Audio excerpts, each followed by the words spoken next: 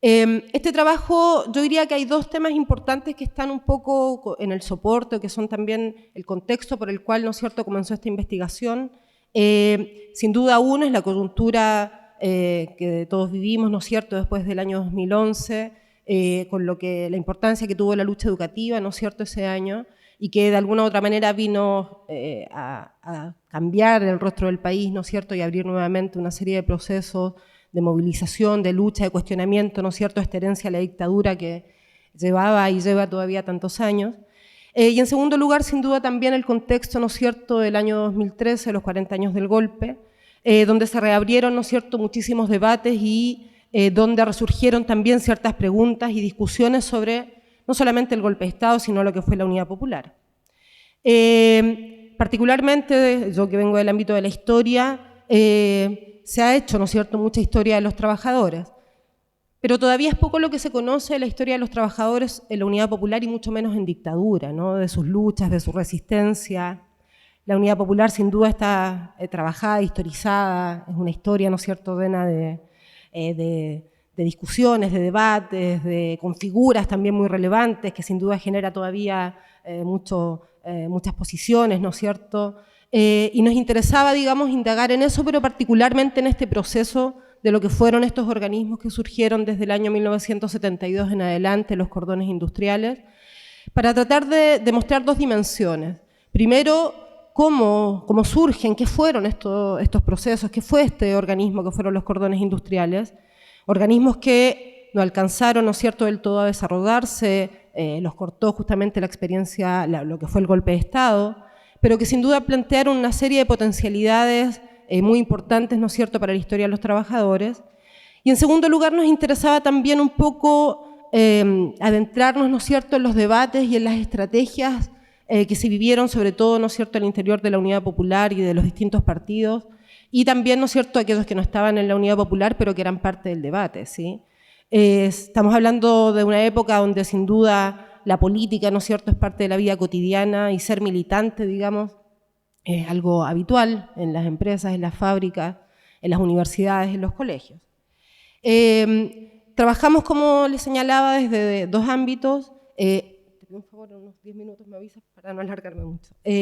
Tanto la historia oral, las entrevistas, ¿no es cierto?, que nos parecía que era una herramienta enormemente útil para tratar de conocer, ¿no?, sobre todo cómo ven estos trabajadores hoy, que en su mayoría tienen 65, 70 o más años, y que en esa época tenían la edad que tienen hoy ustedes, ¿no es cierto?, 20, 21, 25 a lo más, cómo ellos, ¿no es cierto?, rememoran ese proceso, cómo recuerdan aquello que vivieron y también qué, de alguna u otra manera, reflexiones realizan hoy a la luz de ese proceso.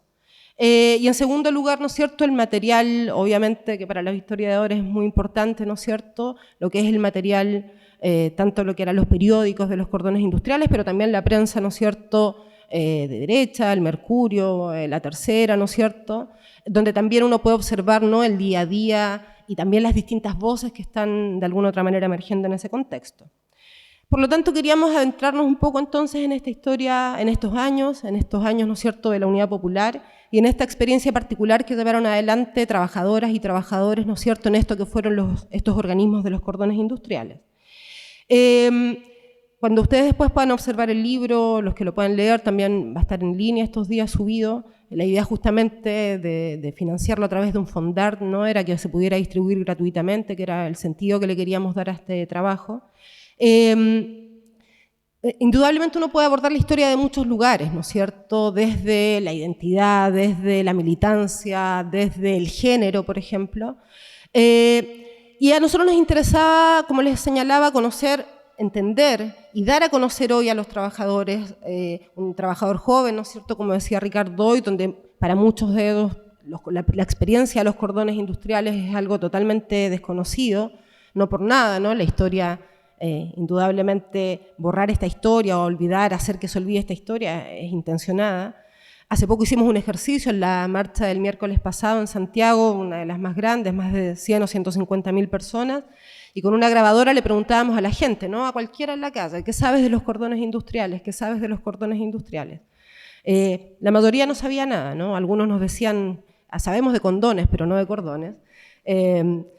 Y nos encontramos con dos profesores de historia, una profesora y un profesor, que nos contaban que ellos en sus colegios, en sus liceos, les hablaban a sus estudiantes, ¿no?, de estos cordones industriales.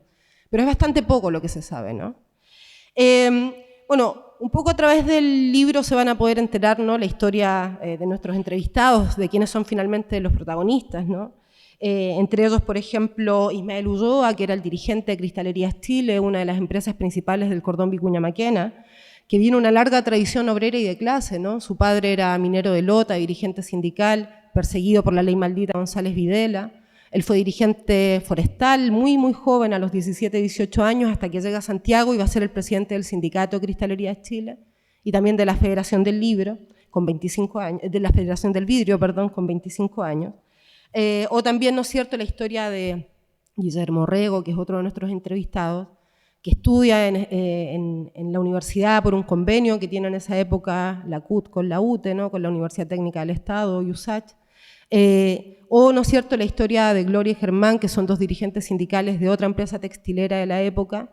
Gloria, una de las primeras dirigentes sindicales, mujeres, parte de la CUT. Entonces nos interesaba, por ejemplo, ver esas tradiciones, ¿no? Y si hay algo que sin duda uno puede señalar de quienes fueron en parte protagonistas de esta historia, es esa tradición de clase y de militancia que tienen gran parte de ellos, ¿no?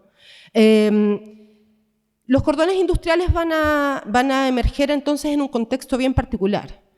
Hablamos, ¿no es cierto?, de la Unidad Popular, un gobierno que sin duda es visto por los trabajadores como un gobierno, ¿no es cierto?, lo sienten como propio, lo sienten como cercano, pero un gobierno, ¿no es cierto?, que está lleno de contradicciones, que está lleno de discusiones, de debate, un gobierno, ¿no es cierto?, que nosotros lo definimos como un gobierno de Frente Popular, que es integrado, ¿no es cierto?, por partidos con tradición de clase y obrera muy importante, como el Partido Comunista y el Partido Socialista, que no son los partidos, ¿no es cierto?, necesariamente que nosotros conocemos hoy, pero también, ¿no es cierto?, con ciertos partidos que, y esto es importante, hago un paréntesis que veo al profesor asintiendo, ¿no?, cuando uno habla hoy de Partido Socialista la gente se espanta, pero en esa época los dirigentes sindicales eran del Partido Socialista y era un partido de base obrera enorme, con una tradición marxista de clase muy importante. Bueno, y también, ¿no es cierto?, con partidos como el Radical, que si bien estaban en crisis, en debacle, pero que habían sido partidos más tradicionales, ¿no es cierto?, de las capas medias y de sectores de la burguesía. Y sin duda en ese proceso, en esos 3 años, esos 1000 días, ¿no?, del gobierno de la Unidad Popular, que van a estar llenos, ¿no es cierto?, de reformas, de políticas, de sin duda en muchos casos muy progresivas, ¿no es cierto?, nacionalización del cobre y otras cosas, también los trabajadores y los sectores populares van a comenzar a no solamente sentirse parte de ese proceso, sino comenzar, ¿no?, a organizarse y a exigir mucho más allá.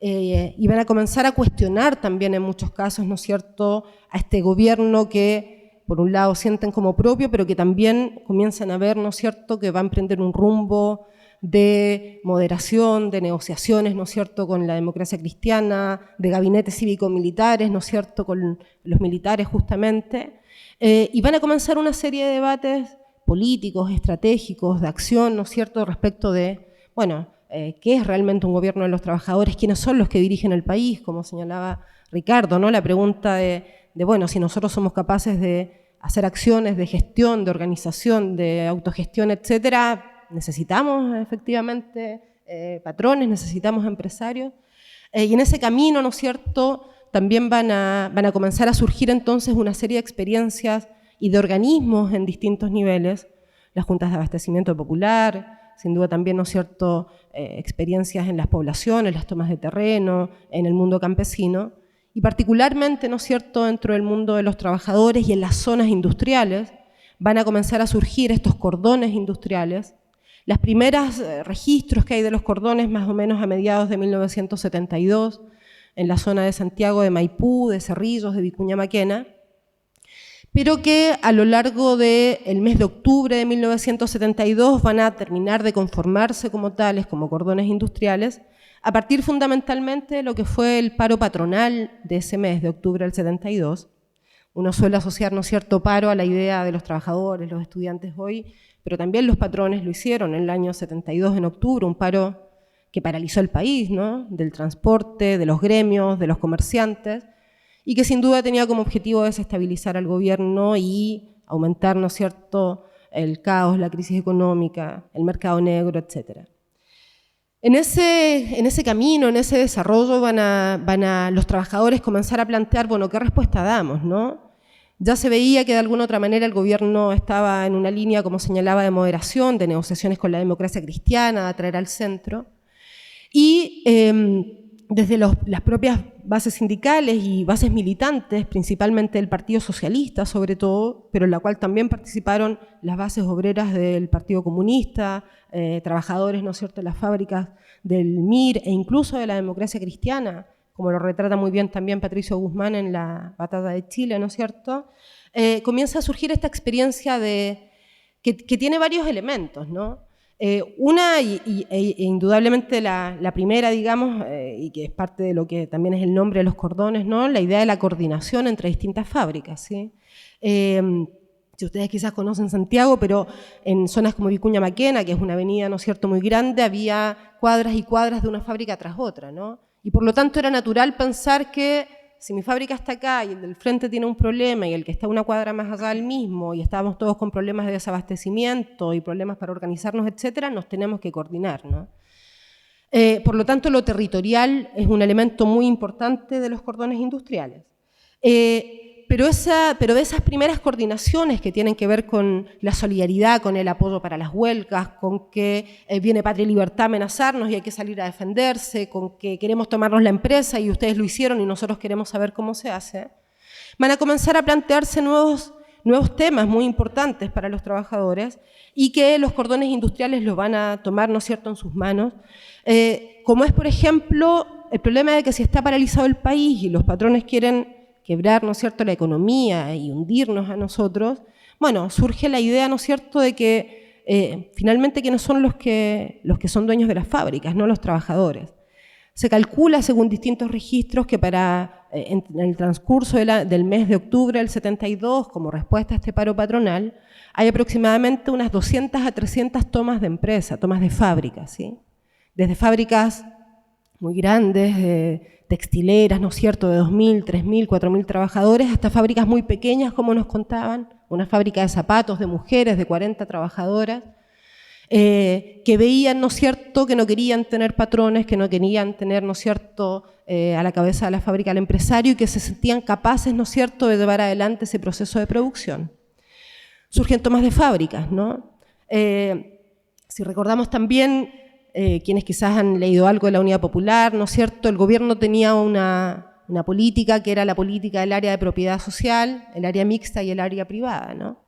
El área de propiedad social estaba integrada por 91 empresas consideradas estratégicas. Pero los trabajadores veían que, además de esas empresas estratégicas, ellos tampoco querían estar bajo el látigo, ¿no?, del patrón. Ni en una empresa grande, ni en una chica, ni en el cobre, ni en la textilería, ni en una zapatería, ni en una empresa, ¿no es cierto?, e incluso en un comercio. Por lo tanto, las tomas de fábricas se van a extender. 200, 300, algunos registros incluso señalan que hubo unas 500 fábricas tomadas, ¿sí? Y además comenzaba a surgir esto, ¿no? Bueno, si está tomada la de allá, ¿por qué nosotros no? Si los trabajadores lograron, ¿no es cierto?, el traspaso de la empresa al área de propiedad social y lograron que hubiera, ¿no es cierto?, una intervención y un comité de administración obrero, ¿por qué no lo podemos hacer nosotros? Y por lo tanto comenzaba una exigencia y una obligación, un emplazamiento al gobierno para que esas fábricas fueran incorporadas al área de propiedad social y fueran parte de este proceso de empezar a funcionar, ¿no es cierto?, sin patrones. Pero también, como les señalaba, este paro patronal tuvo como uno de sus ejes el tema del desabastecimiento. Es difícil contarlo todo acá porque hoy vivimos en este mundo, ¿no?, neoliberal, la economía abierta, ¿no es cierto?, compramos todo lo que viene de China, de Tailandia, etc. Estamos hablando en una época donde hay básicamente producción industrial nacional, la política de industrialización con sustitución de importaciones que viene de los 30, ¿no? Y por lo tanto, la materia prima en muchos casos venía de acá, en otros venía de afuera, pero había que resolver problemas como ese.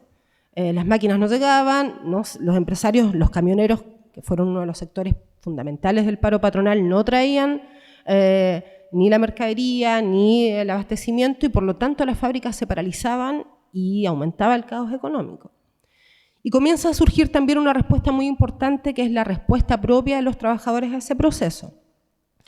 Por ejemplo, una experiencia bien interesante es la que se dio en Cristalerías Chile. Ismael Ulloa, este trabajador que les comento y que al final va a aparecer seguramente en una foto, nos cuenta este problema. Dice, todos saben que empezó a escasear las cosas.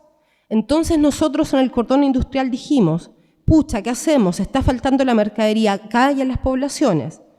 Lo que hicieron fue instalar en las bodegas de Cristalerías Chile una especie de supermercado, en conjunto con las juntas de abastecimiento popular y con las juntas de vecinos. Y ahí comenzaron a distribuirle a la gente el alimento, el arroz, los fideos, la harina, todo eso. Y nosotros, nos dice, le hacíamos el paquete a cada viejo y se le descontábamos por planilla a final de mes. También nos cuenta que una de las cosas que hicieron fue, para resolver el desabastecimiento, tomarse los camiones, que antes eran de la empresa, camiones privados, ¿no es cierto?, se los tomaban e iban ellos mismos a buscar la arena, en este caso para la Cristalería Chile, que la sacaban de la zona de San Sebastián. Pero no solamente eso, llevaban arenas para Cristalerías Chile, que para que tengan una idea, la planta de Vicuña Maquena tenía 3.000 trabajadores, pero también le repartían parte de esa arena a otras fábricas del sector para que funcionaran. Entonces la idea también, ¿no es cierto?, nuevamente, de la solidaridad, de la gestión propia y también, ¿no es cierto?, de incluso la discusión respecto de la producción. Como había en muchos casos falta de abastecimiento, materia prima, etcétera, ellos discutían, por ejemplo, que había que sacar líneas de platos, ¿no es cierto?, de vajilla más barata, y por lo tanto sacan una línea que, si uno le pregunta quizás a sus papás, los abuelos se pueden acordar que eran los platos Cremopal, que parece que eran bastante conocidos, para que pudieran, ¿no es cierto?, ser consumidos por los sectores de trabajadores y los sectores populares. Pero también estaba el problema, como les señalaba, de la gestión y la administración. ¿Qué pasa si no podemos adquirir mercadería? Existió un sistema muy interesante de trueque. Por ejemplo, en Cristalerías Chile les daban botellas de vidrio a otra fábrica importante que hacía aceite y ellos de vuelta les enviaban una cantidad, ¿no es cierto?, importante de botellas de aceite para que pudieran ser distribuidas entre los trabajadores. O hay otra experiencia, la fábrica Sumar, la textilería Sumar, una fábrica muy importante de la época, del área de las textilerías, de las más grandes, digamos, que existían en el país, donde se organizaban para ir con los camiones, también tomados por los trabajadores, a las poblaciones para vender directamente, ¿no es cierto?, sus productos a precios muy baratos, ¿no es cierto?, módicos de costo, a los trabajadores, a los pobladores, ¿no es cierto? Experiencias como esas hay muchas, ¿no? Empresas que hacían, no sé, para la luz, ¿no es cierto?, etcétera, se coordinaban con las juntas de vecinos para entregarles materiales baratos. La experiencia, ¿no es cierto?, de los trabajos voluntarios. Muchas de estas empresas, Cristalerías tenía hornos, por ejemplo, que funcionaban las 24 horas del día y no podían parar.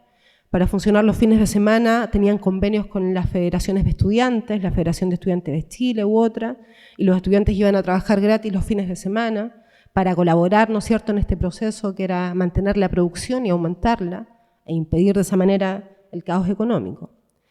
Entonces, si pensamos el proceso, los cordones industriales que no alcanzaron del todo a desarrollarse, que no alcanzaron o que se vieron enfrentados, ¿no es cierto?, a este golpe de Estado, fueron organismos que tuvieron en perspectiva, ¿no es cierto?, la idea del poder y del control de los trabajadores, local, territorial, pero que también se comenzó a extender, ¿sí? Vicuña Maquena, Cerrillos Maipú, Macul, Cordillera, O'Higgins, en algunas regiones, en Arica, en Antofagasta hay registro de esto también, en Concepción.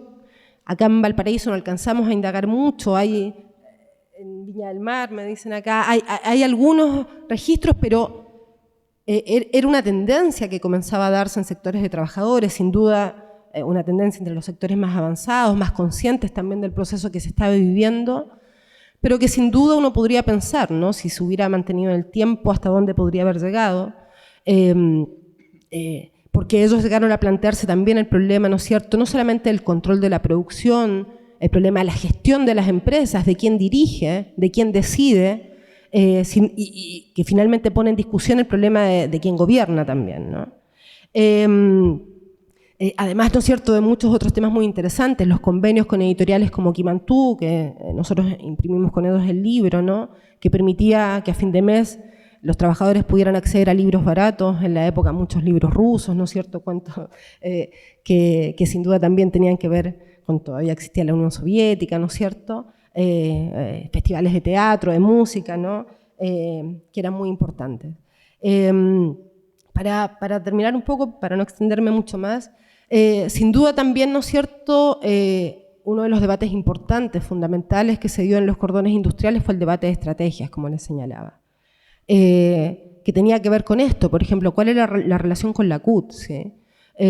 La CUT, que básicamente tenía un peso importante del Partido Comunista, acusaba a los cordones de paralelistas, y por lo tanto hubo una tensión importante ahí. En el último tiempo no, la CUT llamó a integrarse a los cordones a la CUT. El otro debate fundamental, ¿no es cierto?, era respecto a las políticas del gobierno. Nosotros generalmente siempre se habla, ¿no es cierto?, en la Unidad Popular de esto del avanzar sin transar o del consolidar, ¿no? Pero también en los cordones existió ese debate estratégico respecto de, finalmente, quiénes son los que gobiernan el país, ¿no? Hay una carta que es muy famosa del 5 de septiembre del 73, una semana antes del golpe. Nosotros entrevistamos a una de las personas que la escribió a la salida de una asamblea sindical, donde se hace un emplazamiento, ¿no es cierto?, al gobierno de la Unidad Popular, principalmente a Salvador Allende, y donde se plantea, ¿no?, que si siguen esta línea de reformismo, de negociaciones con la derecha, de acuerdos con la democracia cristiana y con los militares, se va a llevar al camino, ¿no es cierto?, de la dictadura, de la derrota, del golpe y de la masacre de los trabajadores, ¿no? Es bastante terrible, ¿no?, leer esa carta sabiendo después lo que pasó. Y también le señalan, ¿no?, que la otra alternativa es efectivamente desarrollar el camino de los trabajadores, el de los cordones industriales, e incluso en un momento le plantean, ¿no?, o dictadura de los trabajadores, dictadura proletaria, o golpe militar, ¿no es cierto?, y masacre de los trabajadores. Le preguntamos a un trabajador, ¿no?, qué hubiera pasado si no hubiera pasado esto, ¿no? Y les quiero leer una cita que es bien interesante. Le decíamos, bueno, si seguía este proceso, ¿qué iba a pasar? Y él nos señala, bueno, nosotros nos preguntábamos quiénes iban a hacer funcionar el país. Eran los cordones industriales, nos dice. ¿Por qué? Porque existían o iban a existir en todo el país. Y es muy simple generar entonces una dirección nacional de los cordones industriales. Y el presidente de los cordones industriales iba a ser el presidente del país en ese momento. Más adelante, si hubiese habido una revolución ya, era lógico, éramos los únicos que podíamos, a nivel global, hacer funcionar el país. También en los cordones se discutió el tema de las armas. Hay muchos mitos sobre eso, ¿no? Pero ellos nos señalan que si bien era un debate que también estaba presente, a lo más la instrucción que ellos alcanzaron a hacer fue con palos y coligües, ¿no? Y muchos de ellos también muchos de ellos que después, la mayor parte de nuestros entrevistados terminó, ¿no es cierto?, pasando por muchos campos de detención, el Estadio Chile, Nacional, el campo de concentración Chacabuco, 3 Álamos, 4 Álamos, etc. Nos cuentan que se quedaron esperando el 11, el 12 e incluso el 13 a los famosos militares constitucionalistas que las propias organizaciones de izquierda hablaban en muchos casos y nunca llegaron, ¿no? Pero lo interesante y como reflexión final, no solamente para conocer este proceso, y como digo, es un proceso, es muy difícil contarlo en pocos minutos, pero que expresa lo más avanzado sin duda un sector de la clase trabajadora en nuestro país, de concepciones políticas, ¿no?, que se estaban desarrollando, de elementos de autoorganización, de autogestión, que estaban, ¿no es cierto?, embrionariamente planteadas, e incluso esto, ¿no?, pensar en un país controlado por los trabajadores. Los propios trabajadores hoy lo ven, ¿no?, estos, ya ha pasado un lapso de casi 40 años o más, ¿no?, siguen reivindicando esa experiencia, ¿no?, siguen reivindicando haber sido parte de esa historia.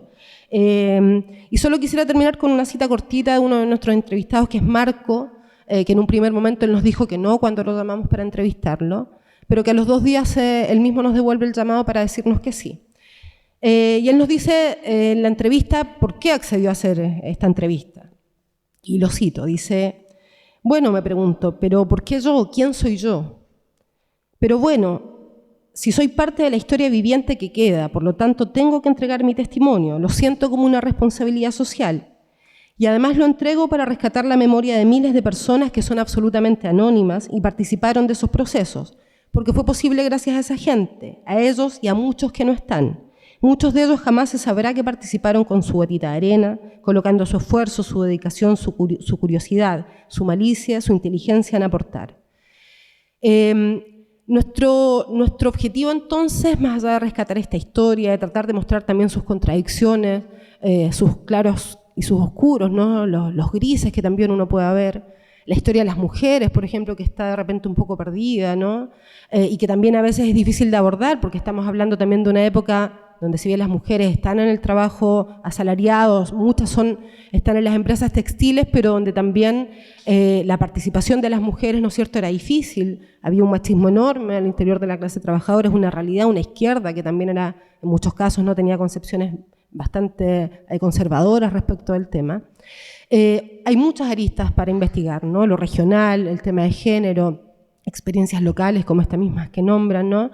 Pero nuestro objetivo, como les señalaba, era rescatar esta historia y sobre todo tratar de que esta historia pueda hoy llegar nuevamente a los trabajadores, ¿no? Que finalmente de alguna otra manera tenga ese sentido de reactualizar esta experiencia, que no es una experiencia muerta, ¿no? Es una experiencia viva, experiencia que además hoy en algunos países del mundo, en esta crisis capitalista que ya lleva, ¿no es cierto?, varios años del neoliberalismo, etcétera, se está dando, ¿no?, en países como Argentina, con la experiencia después del 2001 de las fábricas tomadas, de Facimpat o fábricas sin patrones, Hexanon en Neuquén y otras, pero que también muestran, ¿no es cierto?, no solamente una experiencia, sino una estrategia que sin duda tanto ayer como hoy permite pensar también los procesos políticos, ¿no?, que estamos viviendo.